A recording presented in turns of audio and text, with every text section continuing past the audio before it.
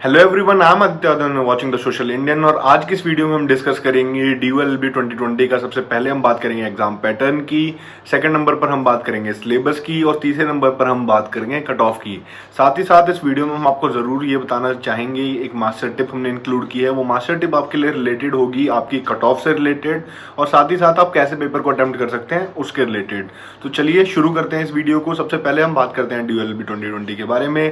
तो जैसा कि आप सभी जानते हैं कि 100 क्वेश्चन इस पेपर में आते हैं, जो 4 मार्क्स एक क्वेश्चन का कंसिस्ट होता है। तो 400 मार्क्स आप जो है वो मैक्सिमम ले सकते हैं। यहाँ तक मैंने लोगों को देखा है जो 350 मार्क्स भी लाते हैं। तो उम्मीद करता हूँ आप भी 300 से 250 से ऊपर मार्क्स लाएं और आराम से इस एडमिशन सिक्योर कर हमारे जूनियर बनकर हमारे पास आएँ। अब हम बात करते हैं एग्जाम पैटर्न की। एग्जाम पैटर्न यहाँ पे सबसे इंपॉर्टेंट बात यहाँ पर नोट करने के लिए ये है कि इस एग्जाम का कोई पैटर्न है ही नहीं। आप जब भी प्रीवियस ईयर क्वेश्चन पेपर उठाकर देखेंगे, जैसा कि हम आपको बार बार कहते हैं कि आप प्रीवियस ईयर क्वेश्चन पेपर देखिए, तो आप एक चीज नोटिस करेंगे कि पिछले साल का पेपर अगले साल के पेपर से बिल्कुल अलग है। अब अगर आप ये देखना चाहें तो इससे आपको पता ये लग जाएगा कि अगर किसी एग्जाम का पैटर्न फिक्स ना हो तो फिर हम क्यों आपको फोर्स कर रहे हैं, बार बार कह रहे हैं कि आप क्वेश्चन पेपर को देखिए। क्वेश्चन पेपर सिर्फ और सिर्फ आपको ये एनालाइज करना है कि किस तरह के क्वेश्चन पूछे जा रहे हैं। एक किसी पैटर्न को या कंटिन्यूटी को फॉलो नहीं करना है और कोशिश करनी है कि उस चीज़ को समझें जिसकी आपको जरूरत है, फालतू चीज़ों पर आप ध्यान ना दें। तो यहाँ पर पैटर्न की तो कोई बात उठती ही नहीं है। पैटर्न हर बार बिल्कुल अलग आता है, प्रिडिक्ट करना बहुत मुश्किल है। NTA नेशनल टेस्टिंग एजेंसी इस बार एग्जाम लेगी, तो देखते हैं लास्ट ईयर की तरह जैसे उन्होंने ड्रास्टिक चेंजेस किए थे, लीगल ज़्यादा पूछ लिया था या फिर कई चीज़ों के पोर्शन जो ऊपर नीचे हुए थे, उसके बाद इस साल वो क्या करती है वो देखने योग्य बात होगी। तो यहाँ पर एग्जाम पैटर्न कुछ भी हो, हमारी कोशिश यही रहेगी कि आपकी फाउंडेशन को, आपकी नींव को इतना मजबूत किया जाए कि किसी भी तरह के क्वेश्चन आ जाए अपना लॉजिकल और रीजनिंग से इम्प्रूव्ड और डेवलप्ड माइंड लगाएं वहाँ पर और अच्छे से आंसर को सॉल्व कर पाएँ। आपके लिए 4 मार्क्स हर क्वेश्चन पे निकलते जाएं और आप अच्छे से मार्क्स ला पाएँ। अब जब यहाँ पर एग्जाम पैटर्न नहीं है तो हम बात करते हैं यहाँ पर सिलेबस की। सिलेबस जो है वो एनीथिंग अंडर द सन, कुछ भी आ सकता है, कुछ पता नहीं होता है कि कहाँ से चीज़ें क्या आ जाती हैं। लेकिन हमने फिर भी कोशिश की है कि हाँ उस सिलेबस को कैसे डिवाइड किया जाए। तो अगर हम बेसिकली उन्हें 4 पार्ट्स में डिवाइड करते हैं, जो कि सबसे पहला है और सबसे इम्पॉर्टेंट है लीगल। सेकंड नंबर पे मैं इंपॉर्टेंस के हिसाब से बता रहा हूँ करंट अफेयर्स और जनरल नॉलेज, यानी जनरल स्टडीज़ भी कह सकते हैं उसे आप। तीसरे नंबर पर मैं बात करता हूँ इंग्लिश की और चौथे नंबर पर रीजनिंग और क्वांटिटेटिव एप्टीट्यूड। तो यहाँ पर मैं लीगल की बात करता हूँ तो यहाँ पे मैंने लीगल रीजनिंग और लीगल एप्टीट्यूड को दोनों को एक साथ रखा हुआ है कंबाइन करके। अब लीगल एप्टीट्यूड में क्या आता है और लीगल रीजनिंग में क्या आता है। लीगल एप्टीट्यूड जो होता है वो आपका होता है लीगल नॉलेज प्लस जो आपके लीगल मैक्सिम्स हैं, जनरल टर्म्स हैं, जो अलग अलग लॉज हैं, यहाँ पर वो सब इंक्लूडेड होते हैं आपके लीगल नॉलेज और ये लीगल एप्टीट्यूड में। फिर जब हम बात करते हैं लीगल रीजनिंग की, तो लीगल रीजनिंग क्या होती है। लीगल रीजनिंग जो NTA या फिर कोई भी टेस्टिंग एजेंसी है, जब आप लॉ एंट्रेंस देने की बात करते हैं तो वो आपके एक रीजनिंग को चेक करते हैं कि आपके माइंड में क्या रीजनिंग है, आप लॉ पढ़ने के काबिल हैं या नहीं हैं। देखा जाए तो इसका पर्पज़ यही होता है पीछे। लेकिन इस लीगल रीजनिंग को आराम से कोई भी प्रैक्टिकल माइंड लगाकर सॉल्व किया जा सकता है कि समाज में इससे क्या इफेक्ट पड़ेगा, क्या इफेक्ट नहीं पड़ेगा, उसको देखते हुए आप क्वेश्चन को सॉल्व कर सकते हैं। और लीगल रीजनिंग जो है, मैं ये मानता हूँ कि सबसे जो आसान चीज़ आपको जो मिलेगी वो लीगल रीजनिंग मिलेगी, जहाँ पर आपको अपने सामाजिक ज्ञान को, जो आपका सोशल अवेयरनेस है आपकी, वो लगा के आप अच्छे मार्क्स स्कोर कर सकते हैं।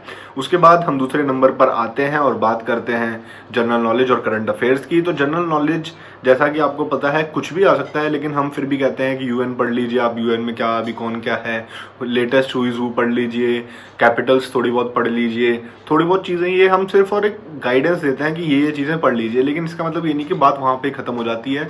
जनरल नॉलेज के लिए मैं एक बुक सजेस्ट करूँगा कि आप लूसेंट पढ़ लीजिए। लूसेंट की जनरल नॉलेज, आपके पास टाइम है अभी तो आप उसे पढ़ सकते हैं, तो उसे पढ़ लीजिए। अब हम बात करते हैं करंट अफेयर्स की। तो करंट अफेयर्स कब से कब तक की आती है, कितने महीनों की आती है, ये सबसे ज़्यादा पूछा जाने वाला क्वेश्चन रहा है। तो आप कोशिश कीजिए कि जितने महीने आप पीछे के कवर कर पाएँ एग्ज़ाम के बाद से। जैसे पिछला एग्ज़ाम जो है वो जुलाई में हुआ था, तो उसके बाद से आप जितने महीने कवर कर पाएँ बहुत अच्छी बात है। अगर आप सितंबर से कर पाएँ तो बहुत अच्छी बात है, अक्टूबर से कर पाएँ तो वो भी बहुत अच्छी बात है। और आप ये मानते हैं कि समय हमारे पास कम है, हम ज़्यादा नहीं पढ़ पाएंगे, तो आप जनवरी से शुरू कर लीजिए या दिसंबर से शुरू कर लीजिए, वो आपके लिए सफिशिएंट हो जाएगा। अब हम बात करते हैं इंग्लिश की। इंग्लिश यहाँ पर जो सिलेबस है, सिनोनिम्स है, एंटोनिम्स है, सेंटेंस इम्प्रूवमेंट है, ओमिशन है, ये सभी आप कर सकते हैं।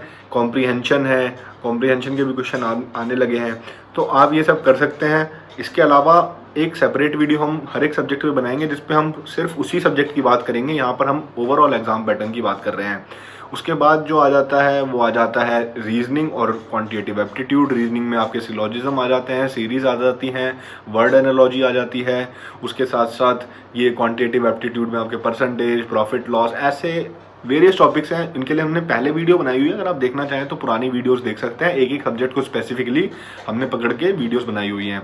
अब यहाँ पर हम बात करते हैं, इसके बाद हम बात करते हैं कट ऑफ की। तो जो मैं कट ऑफ डिस्कस करूँगा वो लास्ट ईयर की कट ऑफ में डिस्कस कर रहा हूँ इस बार, और वो जो है वो सेकंड कट ऑफ है। मेरे सेकंड कट ऑफ डिस्कस करने का भी एक मेन मोटिव यही है कि मैं ये चाहता हूँ कि आप जो भी एग्जाम की प्रिपरेशन कर रहे हैं, आप पहली या दूसरी कट ऑफ के अंदर अंदर उसे निकाल जाएं, और दूसरी कट ऑफ जो है उससे आपको आइडिया मिल जाएगा कितने मार्क्स आपको लाने हैं और कितने मार्क्स तक आपका सेकंड कट ऑफ में हो जाएगा। तो आप कोशिश कीजिएगा कि उससे 5-10 नंबर ऊपर ही मानकर चलिए, और साथ ही साथ अच्छी प्रिपरेशन करके अच्छे मार्क्स लाइए।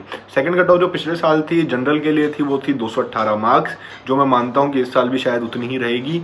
EWS के लिए 183 थी, जो मैं मानता हूँ लास्ट ईयर भी मैंने कहा था कि बहुत ज़्यादा कम गई है EWS की कट ऑफ।